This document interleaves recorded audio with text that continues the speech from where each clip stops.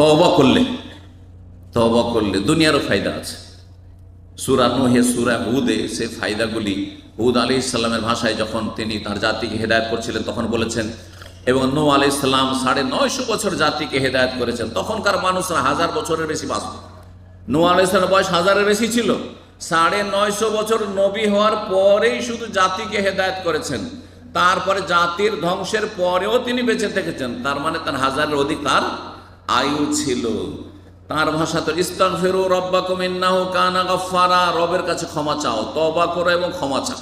আল্লাহর কাছে যদি তওবা ইস্তেগফার করেন তাহলে কি হয়? ইউরসিলিস সামা আলাইকুম মিদরানা, আকাশ থেকে মৌসুল ধরে বৃষ্টি বর্ষণ হবে। সুতরাং খাদ্যের অভাব হবে না, দেশে দুর্ভিক্ষ দেখা দিবে না, দেশে জিনিসপত্রের দাম বাড়বে না। আজকাল যে জিনিসপত্রের মূল্য বেড়ে যাচ্ছে এর পিছনে কারণ হচ্ছে মানুষের পাপের জীবন। কোনো সরকারের উপর দোষ দিয়ে লাভ নাই, সরকারের কোনো ক্ষমতাই নেই। সমস্ত স্তরের মানুষের পাপের কারণে দ্রব্যমূল্য বৃদ্ধি হয়েছে এবং দেশে অভাব দেখা দিয়েছে, পরিবারে অভাব দেখা দিয়েছে, সমাজে অভাব দেখা দিয়েছে, পকেটে টান পড়েছে, আপনার রুজি চলে যাচ্ছে, আপনার চাকরি চলে যাচ্ছে, আপনার সুস্থতা চলে যাচ্ছে, আপনি অসুস্থ হয়ে যাচ্ছেন। কিসের জন্য? পাপের কারণে। জি, আকাশ থেকে মুষলধারে আল্লাহ বৃষ্টি দেবেন, এটা একটা ফায়দা, দুনিয়ার ফায়দা, নগদ ফায়দা। ওয়ায়ুমদিদকুম বিআমওয়ালি ওয়া বানিন, আল্লাহ তোমাদেরকে যথেষ্ট আমওয়াল, ধন সম্পদ দেবেন।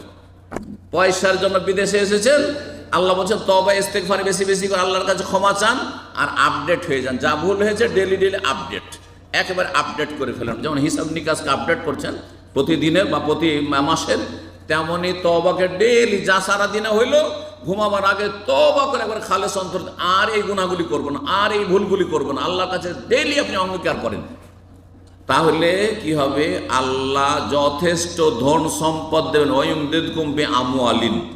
আচ্ছা, অনেকে নিঃসন্তান রয়েছেন, অনেকের কন্যা সন্তান আছে কিন্তু ছেলে সন্তানের আকাঙ্ক্ষা নেই, অনেকের ছেলে সন্তান আছে কিন্তু কন্যা সন্তানের মনের আকাঙ্ক্ষা মন চাইছে কিন্তু নেই। আল্লাহ ওয়ায়ুমদিদকুম বিআমওয়ালি ওয়া বানিন, আল্লাহ সন্তান সন্ততিও দেবেন, আল্লাহ ছেলে মেয়েও দেবেন। আপনাকে ছেলে মেয়ে লাগবে, জনবল লাগবে, জনবলও দেবেন। জনবল অত্যন্ত মূল্যবান, শুধু পয়সাতে কিছু হয় না। কিন্তু আজকালকার অধিকাংশ মানুষরা পশ্চিমা সভ্যতায় এবং ইসলাম বিরোধী মিডিয়াতে এত বেশি প্রভাবিত হয়েছে, মনে করছে পয়সা হইলে সুখী আর ছেলেমেয়ের সংখ্যা বেশি হইলে দুঃখী। এটা কিন্তু মূর্খামি। অনেক সময় পয়সা কাজে আসে না, কিন্তু জনবল বেশি কাজে আসে। আপনার 5টা ছেলে আছে, 10টা ছেলে মেয়ে আছে, ওরাই কাজে আসে। অনেক সময় মেয়ে ছেলের চাইতে বেশি কাজে আসে, অনেক সময় নিজের ছেলের চাইতে বেশি জামাই বেশি কাছে আসে। আপনার মেয়ের ওসিলায় না ভালো জামাইটা পেয়েছিলেন আপনি। সুতরাং কখনো আপনারা কোনো জিনিস সম্পর্কে, কোনো নিয়ামত সম্পর্কে এটা অবহেলা করবেন না, আর মনে করবেন না যে এই নিয়ামত আমাদের প্রয়োজন নেই। আল্লাহর সবগুলি নিয়ামত। আল্লাহ কোন জান্নাত, আল্লাহ তোমাদেরকে ফলমূলের বাগান দেবেন, আল্লাহ নদী নালায় পানি দেবেন। পানির অভাব, খরার সময় শীতকালে নদী শুকিয়ে যাচ্ছে, মরে যাচ্ছে, আর বন্যার সময় ডুবিয়ে একবার ভাসিয়ে দিচ্ছে। সুতরাং পাশের প্রতিবেশীদের কাছে আমাদেরকে দ্বারস্থ হইতে হচ্ছে না, ওইসব প্রয়োজন নেই। আল্লাহ বলছেন মানুষের দ্বারস্থ হইও না, তওবা ইস্তেগফার করো। ওয়াজআল লাকুম জান্নাতি ওয়াজআল লাকুম আনহারা, নদী নালা আল্লাহ প্রবাহিত করবেন, নদী নালায় পানির কোনো অভাব থাকবে না। আল্লাহকে রাজি করেন, আল্লাহকে খুশি করেন। আল্লাহ যেন আমাদের সকলকে তৌফিক দান করেন। সূরা হুদের 52-তে তওবার ফজিলত, ফায়দা সম্পর্কে বলছেন আল্লাহ আরেকটি কথা অতিরিক্ত, ইয়াজিদকুম কুওয়াতান ইলা কুওয়াতিকুম, তোমাদের যতটা শক্তি আছে আরো বেশি তোমাদের শক্তি বৃদ্ধি করবেন। ব্যক্তি জীবনে শারীরিক শক্তি যতটা আছে আল্লাহ শরীরকে সুস্থ রাখবেন, মানসিক শক্তি যতটা আছে আল্লাহ মেন্টাল দিক থেকে, মানসিক দিক থেকে আরো ভালো রাখবেন। এলেম বিদ্যা বুদ্ধি যতটা আছে তার চাইতে বেশি আল্লাহ শক্তিশালী করবেন। পারিবারিক যতটা শক্তি আছে তার চাইতে বেশি আল্লাহ দেবেন। সামাজিক বা রাষ্ট্রীয় যতটা শক্তি আছে মুসলিম দেশগুলির তার চাইতে বেশি আল্লাহ শক্তিশালী করবেন যদি কি করে? তওবা ইস্তেগফার করে, তওবা ইস্তেগফার করে। আল্লাহ বলছেন ইয়া কওমে হুদ আলাইহিস সালাম নিজের জাতীয়, হে সম্প্রদায়, ইস্তাগফিরু রাব্বাকুম সুম্মা তুবু ইলাইহি, রবের কাছে ক্ষমা চাও, ইস্তিগফার পড়ো, আস্তাগফিরুল্লাহ ওয়া আতুবু ইলাইহি, আর অতুবু ইলাইহি, তওবা করো, ইউরসিলিস সামা আলাইকুম মিদরারান, আকাশ থেকে মুষলধারে বৃষ্টি দেবেন, ওয়া ইয়াজিদকুম কুওয়াতান ইলা কুওয়াতিকুম, তোমাদের শক্তি আরো বেশি বৃদ্ধি করবেন, শক্তি আরো বেশি বৃদ্ধি করবেন। আল্লাহ রাব্বুল আলামিন এই কথাগুলি স্বয়ং বর্ণনা করেছেন। আল্লাহ রাব্বুল আলামিন তওবাকে এত পছন্দ করেন, মানুষের সংশোধনকে এত পছন্দ করেন যে মানুষের কাছে ভুল স্বীকার করলে কি করে, মানুষ ছোট মনে করে যে আমার কাছে ভুল স্বীকার করেছে, আর আল্লাহর কাছে ভুল স্বীকার করলে সম্মানিত হয়। সুবহানাল্লাহ। এইটাই স্রষ্টার সৃষ্টিতে পার্থক্য। কারো কাছে আপনি নতি স্বীকার করে ভুল স্বীকার করেন, আপনাকে ছোট মনে করবে, তাই না? এটা হচ্ছে মানুষের বদ স্বভাব। কিন্তু আল্লাহ এর বিপরীত। যত বেশি আল্লাহর কাছে ভুল স্বীকার করবেন, যত বেশি তওবা করবে, তত বেশি সম্মানিত হবে, তত বেশি সম্মানিত। সুবহানাল্লাহ। আল্লাহ রাব্বুল আলামিন তওবার দিকে স্বয়ং আহ্বান করেছেন মানব জাতিকে সমস্ত গুনাহ থেকে, এবং তওবা করার নির্দেশ দিয়েছেন, তওবার জন্য উৎসাহিত করেছেন, তওবা কবুলের ওয়াদা প্রতিশ্রুতি করেছেন।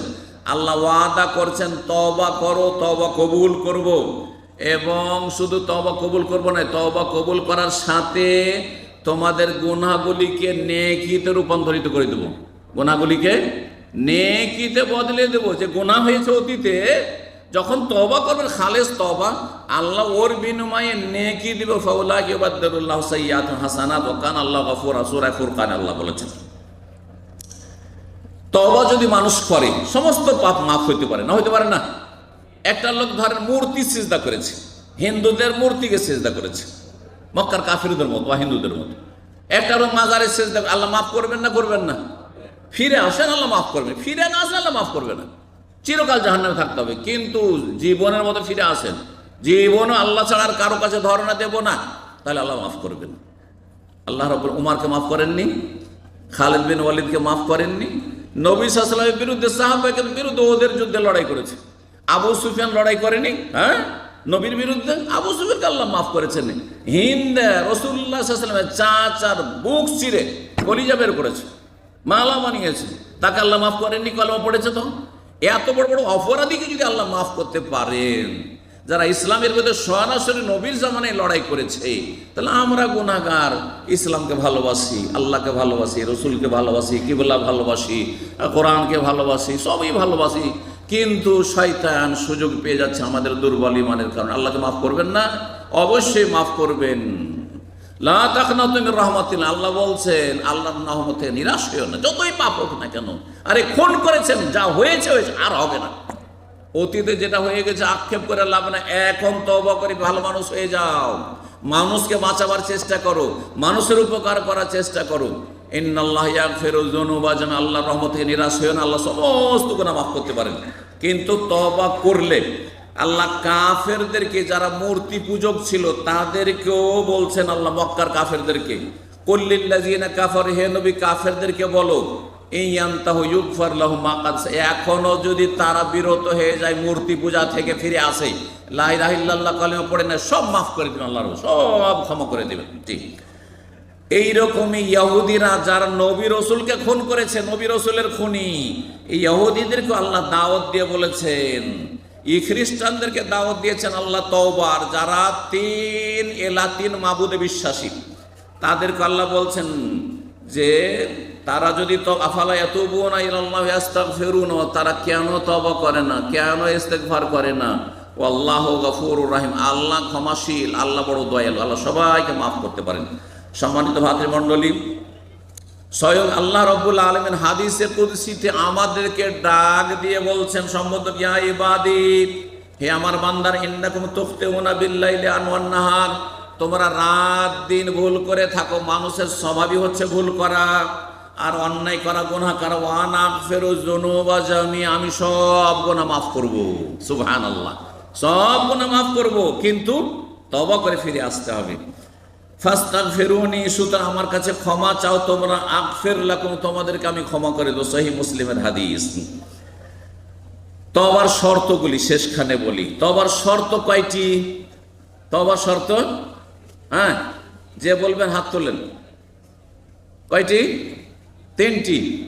আল্লাহর হকের ক্ষেত্রে আর মানুষের হকের ক্ষেত্রে।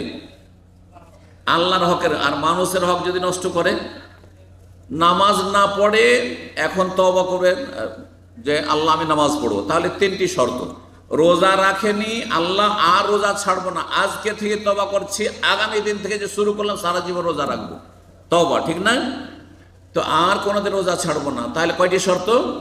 3টি শর্ত। কিন্তু মানুষের হক যদি কারো টাকা বেইমানি করেছে, 5,000 রিয়াল ধার নিয়েছে আর দেয় না, টেলিফোন চেঞ্জ করে ফেলেছে, হ্যাঁ, টাকা নিয়ে দেশে চলে গেছে, বা কারো মানুষের হক নষ্ট করেছে, মানুষকে মারধর করেছে, মানুষকে গাল দিয়েছে, কষ্ট দিয়েছে, হ্যাঁ, তাহলে কি করতে হবে? কয়টি শর্ত? এই 3টির সাথে আর একটি শর্ত রয়েছে। শর্তগুলো কেউ বলতে পারেন? দেখি আপনাদের কাছ থেকে কিছু শুনি। হ্যাঁ, বলেন। আচ্ছা, কেউ শর্তগুলি কি কি আমাদের ছাত্ররা বলবেন? এদিকে সব সবকে ভলেন্টিয়ার পরীক্ষা করা যাক আজকে। ভলেন্টিয়ার কি শিখলো? তওবার শর্ত কয়টি? 4টি। বলেন 4টি। আল্লাহর হকের ক্ষেত্রে, মানুষের হকের ক্ষেত্রে। আল্লাহর হক বলেন, বলেন একটা করে। হ্যাঁ, প্রথম গুনাহ বন্ধ করতে হবে। তওবা তো মুখে পাঠ করা, তার আগে কি পাপটাকে স্টপ, থামিয়ে দিতে হবে, আর গুনাহ বন্ধ। মানে এই নয় যে আজকেও রোজা ছিলাম না আর কালকেও রাখবো না, আবার তওবা, এই তওবা হবে না। হ্যাঁ, গুনাহ বন্ধ, স্টপ। 2 নম্বর অনুতপ্ত, অনুশোচনা, লজ্জিত হইতে হবে, আল্লাহ আমি চরম অপরাধ করেছি, আল্লাহ খুব লজ্জিত হইতে হবে। জি। 3 নম্বর আগামী জন্য প্রতিজ্ঞা করতে হবে, জীবনেও আর এরকম অপরাধ করব না। 3টি হলো না? মানুষের হক যদি হয় তাহলে, হ্যাঁ, মানুষের হক হলে অতিরিক্ত তার হকটা আদায় করে দিতে হবে, আর না হলে কি করতে হবে? ক্ষমা নিতে হবে।